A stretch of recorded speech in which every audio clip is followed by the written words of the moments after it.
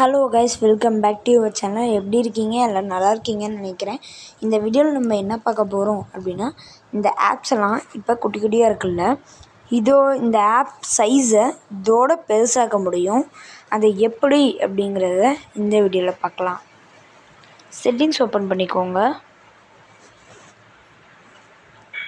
Settings open பண்ணிட்டு கீழே scroll பண்ணிங்க அப்படின்னா இங்கே லாக் ஸ்க்ரீன் அண்டு வால்பேப்பர் அப்படிங்கிற ஆப்ஷன் இருக்கும். அதை டச் பண்ணிக்கோங்க. டச் பண்ணிட்டீங்க அப்படின்னா இங்கே ஹோம் செட்டிங்ஸ் அப்படிங்கிற ஒரு ஆப்ஷன் இருக்கும். அதை டச் பண்ணிக்கோங்க. டச் பண்ணிட்டீங்க அப்படின்னா இங்கே டெஸ்க்டாப் ஐகான் சைஸ் அப்படிங்கிற ஒரு ஆப்ஷன் இருக்குது. அதையும் டச் பண்ணிக்கோங்க.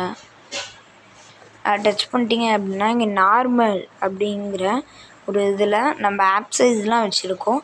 இங்கே லார்ஜ் கொடுத்து இங்கே அப்ளை கொடுத்துக்கோங்க. அப்ளை கொடுத்துட்டீங்க அப்படின்னா இப்போ எவ்வளோ பிக் சைஸாக ஆயிடுச்சு அப்படிங்கிறத நீங்களே பாருங்கள். பிஃபோர் ஆஃப்டர் நிறைய வித்தியாசம் உங்களுக்கு தெரியும்.